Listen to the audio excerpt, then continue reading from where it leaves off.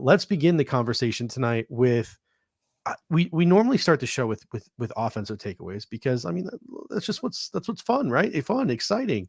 Josh Allen, James Cook, all that good stuff, Stephon Diggs, but we got to give the flowers to the defense this week. So we're going to start with our positive takeaways from the defense this week, and let's start with Terrell Bernard because and as we go along, give us your positive takeaways in the comments section, and we're just going to shoot our positive takeaways back and forth. But Terrell Bernard, listen, I said on social media on Sunday afternoon, there's sugar high Josh Allen, right? That's bad. We don't want sugar high Josh Allen.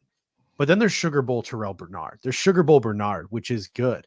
Obviously, a reference back to that awesome Sugar Bowl game that Terrell Bernard had a couple of seasons ago. He looked just as lights out as he did in that Sugar Bowl yesterday against the Washington Commanders. 7 tackles, 2 sacks, a pass defended, an interception, and a fumble recovery.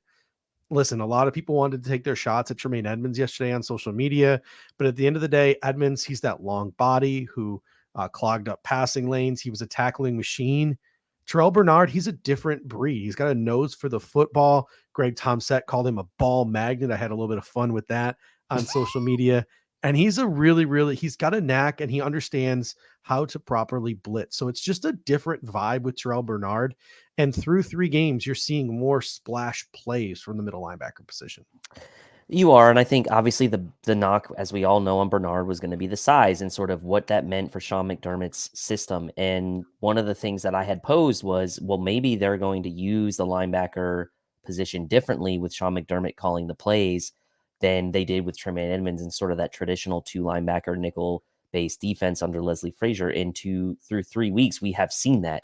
We have seen a lot more blitzing from Terrell Bernard. We have seen the defense from a run defense standpoint play a little bit more team defense. They haven't relied necessarily on one guy to bring the ball carrier down. And one of the things that we maybe were concerned about Terrell Bernard and his run defense, but the Bills have been playing really good team run defense.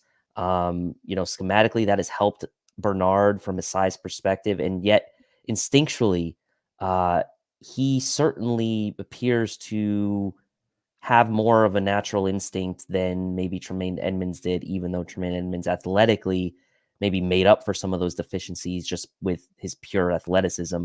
Terrell Bernard, maybe to his credit, has had to be a bit more instinctual over the course of his career due to his lack of size from that middle linebacker spot. And that's really what's paying dividends here for Terrell Bernard. Not just blitzing, which we knew he could do based on his prowess from college football. We knew he was a great blitzer, but also his range and coverage as well. And we saw that on the interception where he dropped back and made the nice athletic play to jump up. Like, it just seems like he's knowing where he needs to be. Now he's going to get beat, right? He uses his eyes a lot to follow the quarterback, and that's going to come with some bad as well. But through 3 games, the positives greatly outweigh any kind of negative. And it looks like, based on sort of how Sean McDermott wants to use Terrell Bernard in this defense, it is going to be a fit.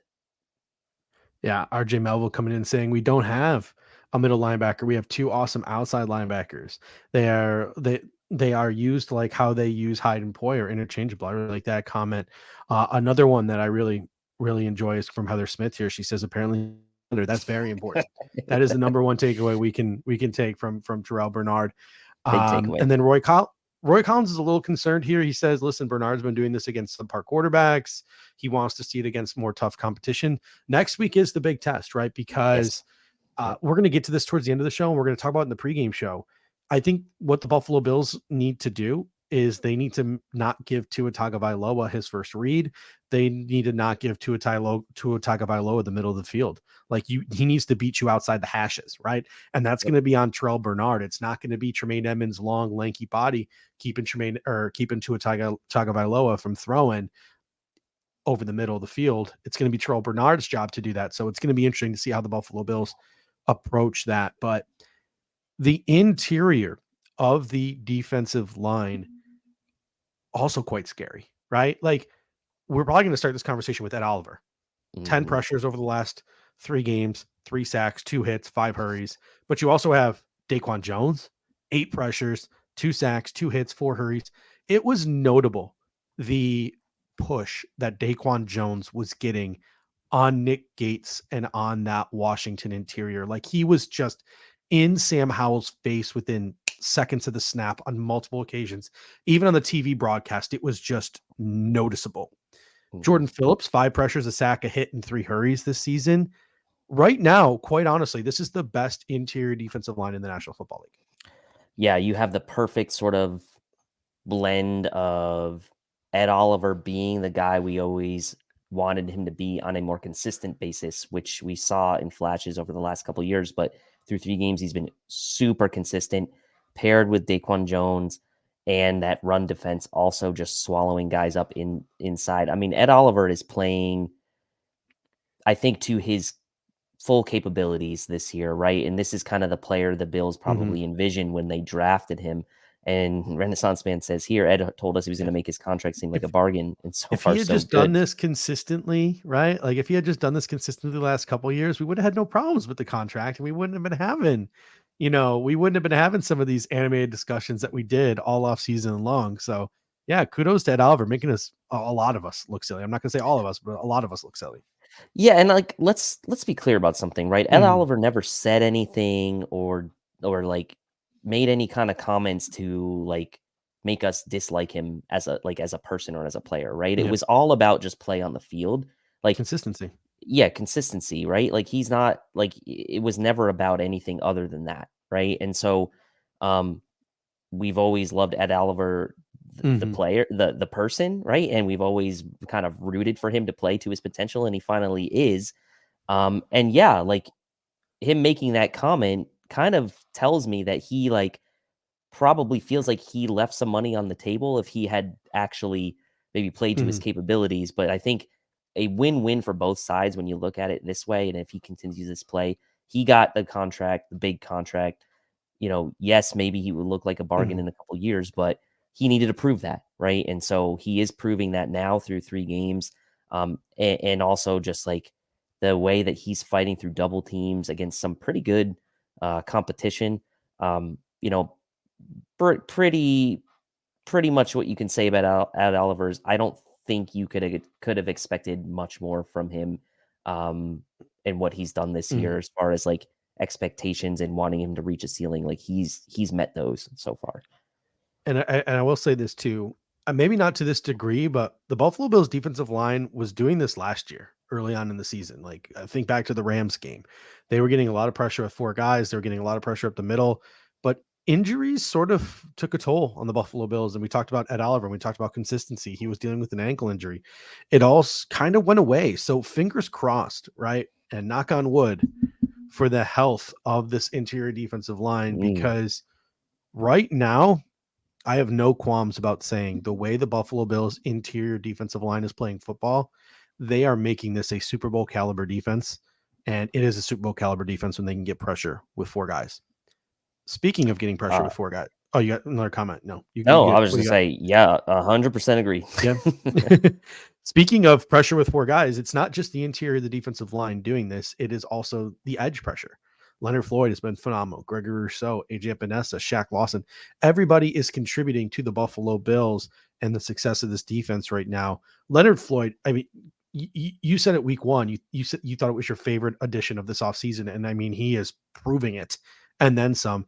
8 pressures, 4 sacks, a hit, and 3 hurries on the season for Leonard Floyd. Absolutely incredible. His ghost move on Andrew Wiley, just vintage Von Miller in that football game. It was so fun to watch.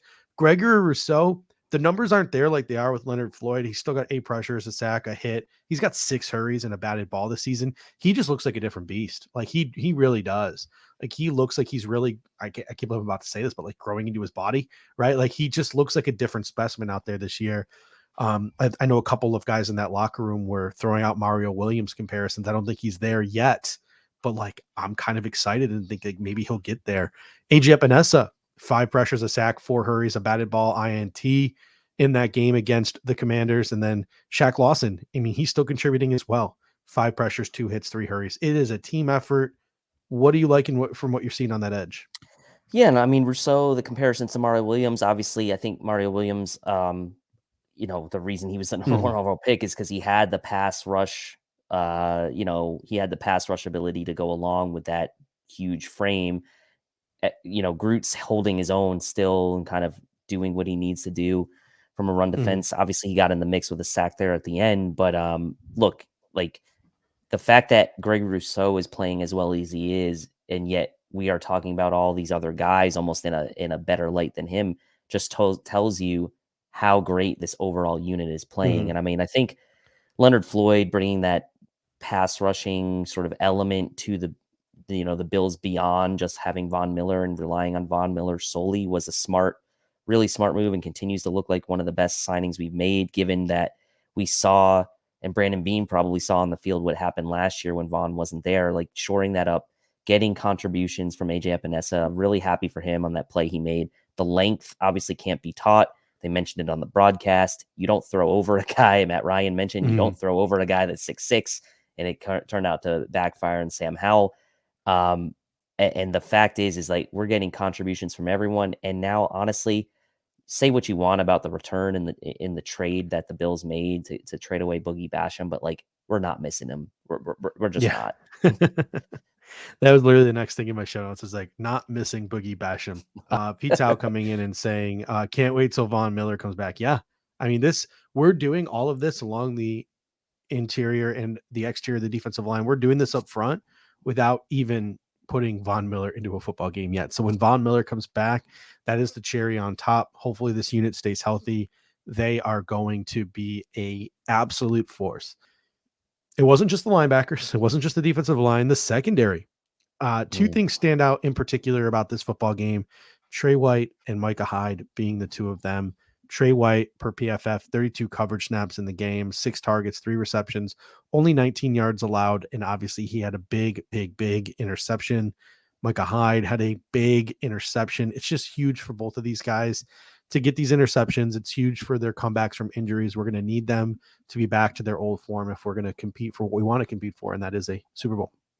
Yeah, and takeaways being the name of the game, and Micah Hyde obviously being one of those guys that was a big contributor to that 2 years ago with as many interceptions as he had in 2021, allowing him to get that one, or not allowing, but him getting that one early, the first one early here in 2023 in week 3, and Trey also getting one early, I think is just going to do even more for the confidence of those two vets, given, they're both coming back from different sort of hurdles, right? I mean, Trey came back obviously last year and probably never really got to 100% last year, but that play he made was super athletic, dove in front of the receiver to make that interception. Wish he would have stayed in the end zone, but it didn't end up mattering anyway. And then Micah Hyde driving hard on that cover 3 where he was responsible for the flat and breaking on that route out to Antonio Gibson as soon as he saw it. And that's just a veteran play, as Matt Ryan also said on the broadcast. Both of those guys getting above average play out of both of them. And obviously we kind of did have high expectations for Trey White this year, another year removed from that injury and the glowing reviews we heard from him at a camp. But those two guys making big plays, and not just big plays, but taking the ball away, I think just, that's a huge positive for, especially going into this next week, right? Against Miami, where the Bills didn't have a guy like Micah Hyde in that game in week 3 last year. And so good confidence for him going into that next matchup as well. Pops Mafia comes in and says, get pressure, helps interceptions 100%. The more pressures you get, the more takeaways you're going to get with this ball hawking secondary the Buffalo Bills have. Matt Center comes in and says, does anyone else get a sense that the Bills have a different feel to them the last 2 games in a way that we have not seen before? Less Josh centric, less more running of the football. And I don't want to steer too much into the offensive aspect of it, but I do. And this was my biggest takeaway last week when we beat the Raiders. We suffocated them. We didn't give them even a smidgen of hope. There was no chance that the Las Vegas Raiders were going to come back into that football game last week. I felt like that was a little bit different than some of the games that we had played in years previous, where we let teams hang around into the third quarter, into the fourth quarter. We played closer games against some par teams that we needed to. This is 2 weeks in a row now where the Buffalo Bills have just absolutely smothered their opponent. Like there was no hope for the Washington Commanders at any point in that football game, not even the first drive. Right. So they had a chance. They had a chance. The Bills were up like 17-0. Right. And they had a chance to double dip. The Bills shut it down. before the half. The Bills shut it down after the half. They gave them no hope, no life. Ron Rivera was so sad and desperate at the end that he kicked a field goal just to put some points on the board and give his team something to like feel good about. I don't really know, but 2 weeks in a row where the Buffalo Bills just left no doubt in their opponent's mind who was going to win that football game, and they have left fans with a very easygoing and relaxing second half.